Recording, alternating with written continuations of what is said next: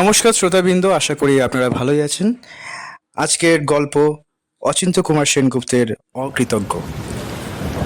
ছোট পাড়াগে শহর, ঢালা মাঠ, অনেকটা দূরে দূরে কয়েকখানা টিনের ঘর। ঘরগুলো ছুঁয়ে ছুঁয়ে আঁকা বাঁকা মাটির রাস্তা। বিকেল থেকে বৃষ্টি হচ্ছে, পথে লোকজন নেই, একটা গরুর গাড়িও চলছে না।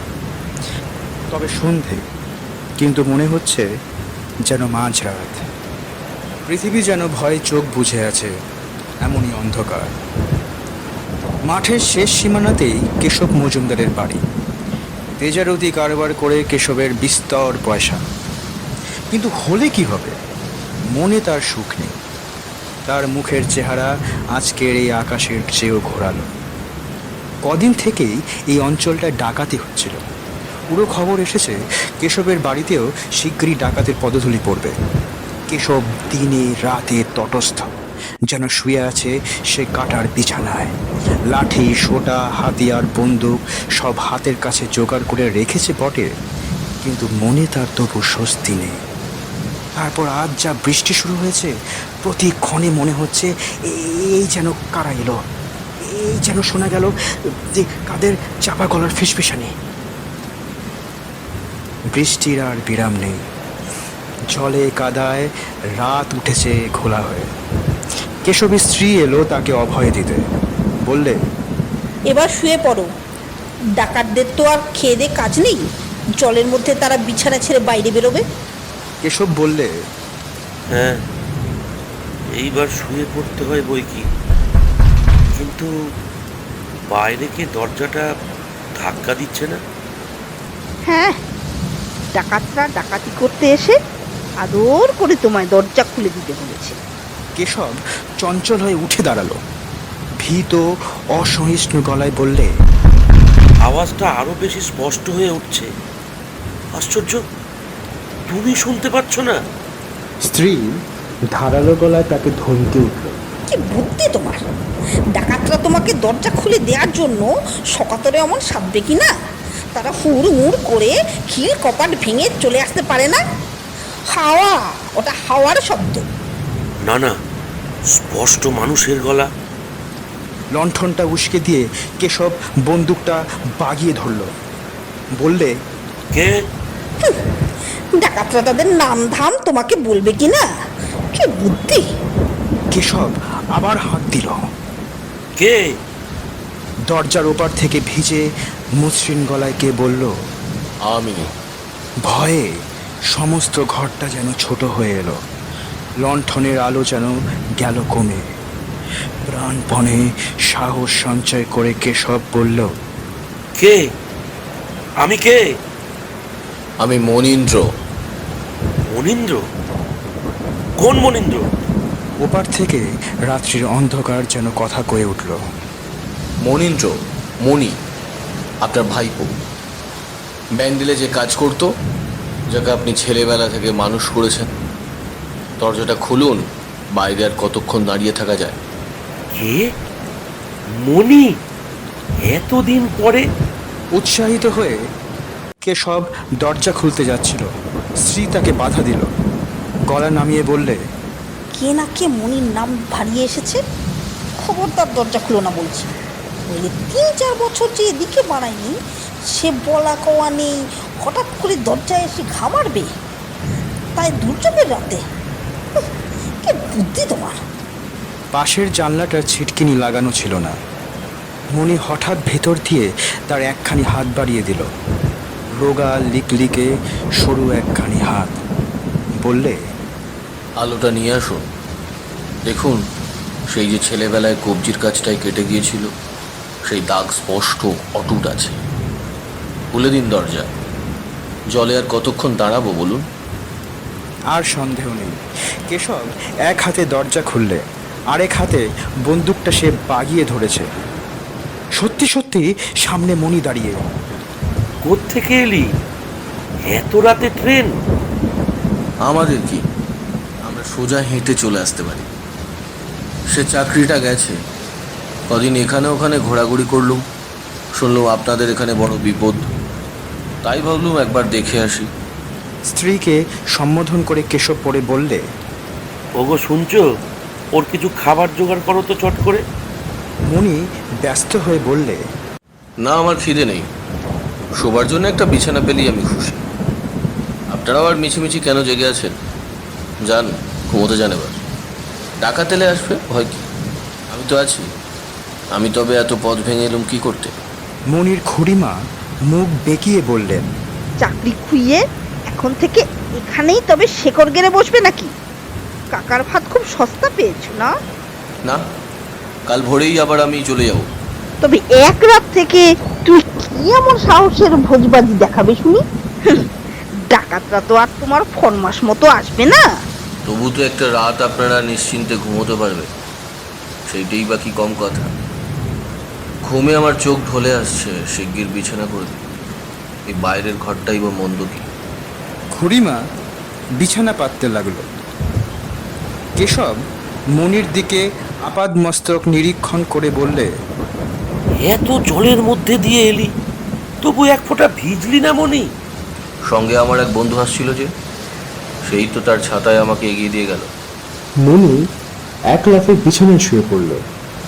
আগাগোড়া একটা কাঁথা মুড়ি দিয়ে বললে, আপনারা আবার কেন মিছিমিছি জেগে আছেন? নরম ঠান্ডা রাত, এবার চমৎকার ঘুম আসবে। বাইরের ঘরে আমি তো রইলাম পাহারায়, তবে কিসের ভয়? আহা, যা ঢিঙঢিঙে চেহারা! খাটের নিচে দু একটা ইঁদুরের গর্ত আছে, আগে খুঁজে রেখো, নইলে চাকরি গেছে, প্রাণটাও যাবে। বৃষ্টি থেমে গেছে। আকাশ এসেছে মরা মুখের হাসির মতো ফ্যাকাশে হয়ে। কেশবরা তাদের ঘরে গেছে।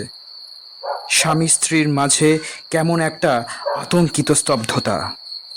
স্ত্রী বললে, তা ওই লোকটাকে যে তুমি পরিপাটি করে বিছানায় ঘুম পাড়িয়ে রেখে এলে, সে সত্যি তোমার ভাইপো তো? কেশব ভীত অথচ অবাক বিস্ময়ে বললে, বাহ, মনিকে তুমি চেনো না?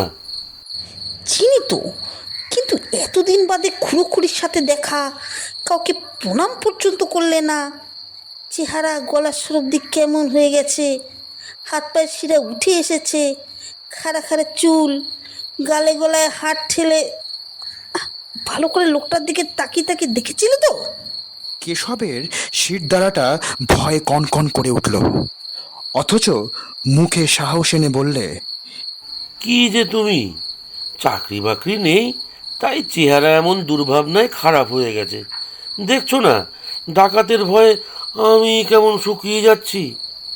ও কিছু নয়। কিন্তু এসেই একেবারে লম্বা দিল কেন, তাও মুখ চোখ ঢেকে? এমন কি শীত পড়েছে? তোমাকে বলছি, ও মণি নয়। পাছে মণি নয় বলে চিনতে পারি, তাই অমনি ঝুপ করে কাঁথার তলায় লুকিয়ে পড়ল। চলো, এখন ও হয়তো ঘুমিয়েছে। কাঁথার ঢাকনাটা আস্তে আস্তে তুলে চেহারাটা ওর একবার দেখে আসি। আজ আর নয়, কাল ভোরে। কাল ভোরে তো চলেই যাবে। আমার মনে হচ্ছে ওই ডাকাত। বলো কি? ডাকাত গদিতে শুয়ে শুয়ে ঘুম দিচ্ছে কেন? ও আগে থেকে এখানে রয়েছে, দলের লোকেদের দরজা খুলে দিতে। তুমি দেখো আমার কথা ঠিক হয় কি না। নইলে দেখলে না, কথায় বার্তায় একখানা ভাব দেখালো যেন আজ রাত্রে আমাদের বাড়িতে ডাকাতি হবে বলেই ও এসেছে। কি করে জানলো ও এত কথা? আর কি বড় ফটটাই, আমাদের উনি বাঁচাবেন, সব অংশে শেষ করে দেওয়ার মতো। তুমি বলতে চাও মনি আমারও সর্বনাশ করবে? আমি যাকে ছেলেবেলা থেকে মানুষ করলাম। মনে কিনা তাই বা কে জানে, আরো কাটুক না খানিকটা রাত। দেয়ালে পিঠ দিয়ে বসে থাকতে থাকতে কেশবের হালকা একটু তন্দ্রা এসেছিল। হঠাৎ তুমুল একটা গোলমালে তার হাড়ে হাড়ে পোকা ঢুকে লেগে গেল। গোলমালটা যে এত কিসের স্পষ্ট সে কিছু ধারণা করতে পারল না। স্তম্ভিত হয়ে একতাল মাংসের মতো বসে রইল। মনে হলো মরবার আগের মুহূর্তে মানুষ বুঝে এমন স্তব্ধ হয়ে যায়। শুনতে পাচ্ছ না, বাড়িতে ডাকাত পড়েছে? কোথায় কোথায়? গোলমালটা ঠিক আক্রমণের জয়োল্লাস নয়, যেন পলায়মান কতগুলি লোকের ভীত কাতর আর্তনাদ। গোলমালটা বাড়ির মধ্যে না এসে ক্রমশ যেন দূরে সরে যাচ্ছে। ব্যাপার কি? কেশব সাহস পেয়ে বলে উঠল, বন্দুক, আমার বন্দুক। বন্দুকের দরকার ছিল না। চিৎকারটা তখন রাস্তা ছেড়ে মাঠে পড়েছে। বাইরের ঘরে কেশব জানলা খুললে বৃষ্টির পর আকাশে তখন ঘোলাটে একটু জ্যোৎস্না ফুটেছে। সেই আবছা আলোয় স্পষ্ট দেখা গেল একদল লোক ঊর্ধ্বশ্বাসে প্রাণ নিয়ে ছুটে পালাচ্ছে। ঝোড়ো হাওয়ার চেয়েও দুর্দান্ত বেগে। এক একবার তারা পেছনে ফিরে তাকায়। কি দেখে তারা কে জানে। কেশবের স্ত্রী বললে, এত গোলমাল, রাস্তায় লোকজন জমে গেল, আর তোমার বীর ভাইপোর এখনো ঘুমই ভাঙলো না। উনি এসেছিলেন আমাদের ধনে প্রাণে রক্ষা করতে।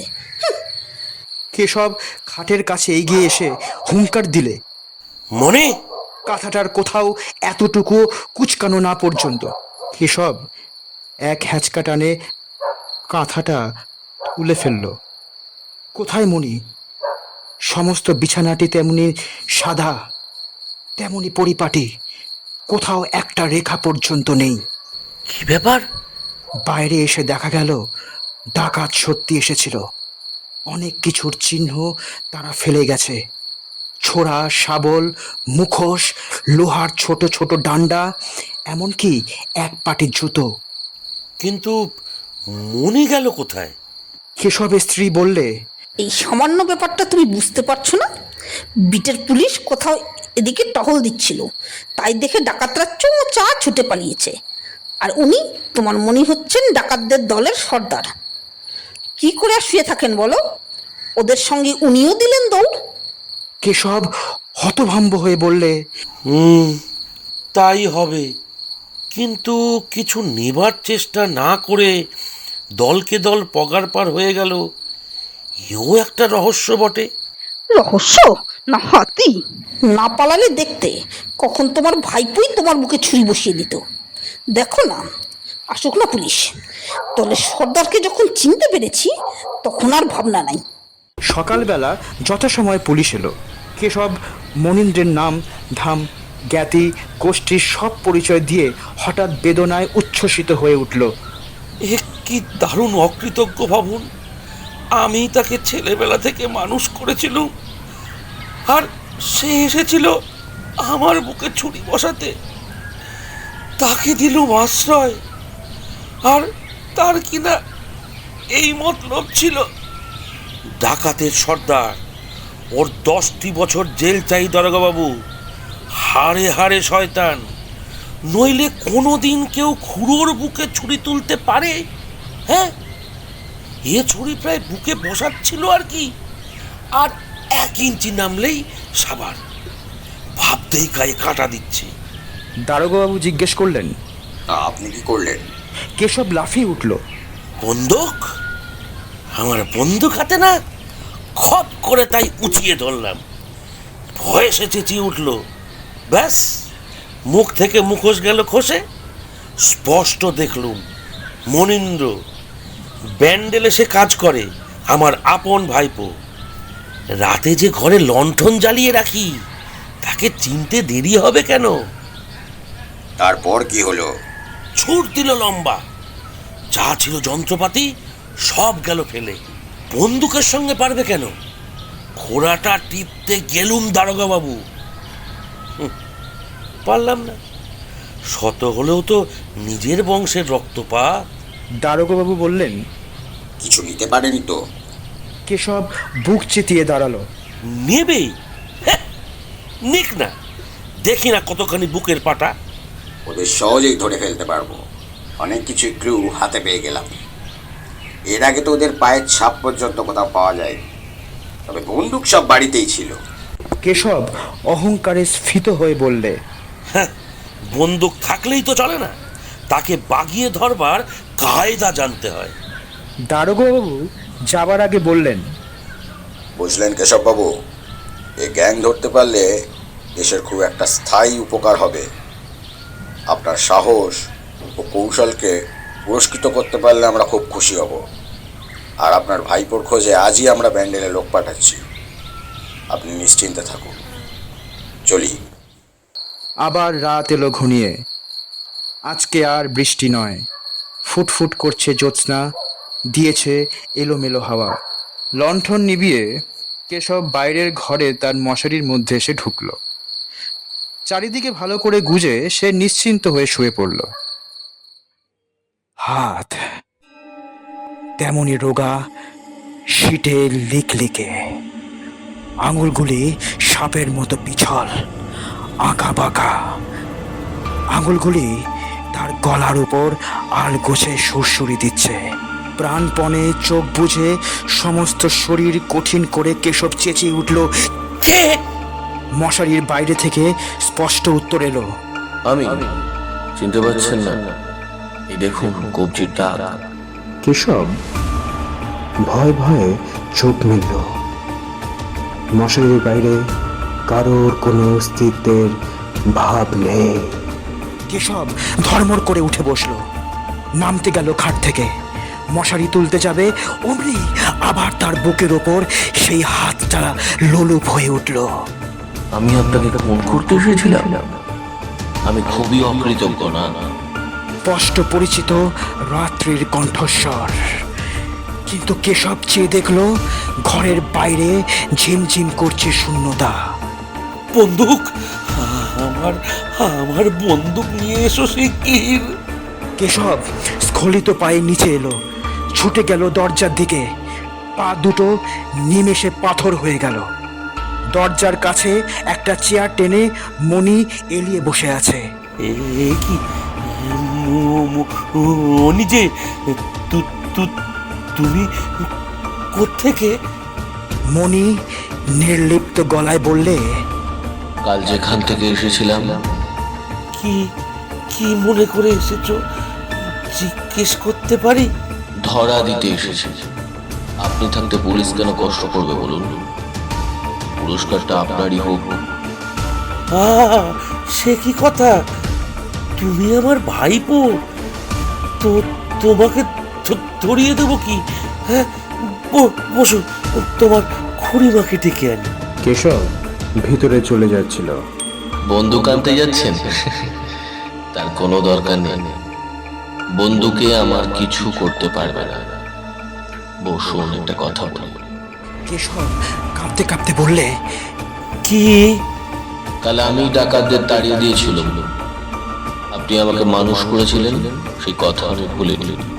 কিন্তু কি কি কি করে তাড়ালে? কেশব ভয় একেবারে ছাই হয়ে গেছে। আমি ম্যাজিক জানি।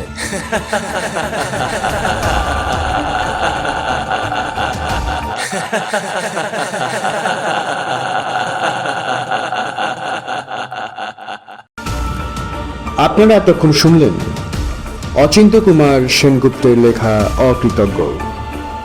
এরকম আরও ভালো ভালো গল্প শোনার জন্য আপনারা আমাদের channel the Bong ultimate horror story subscribe করুন। নমস্কার।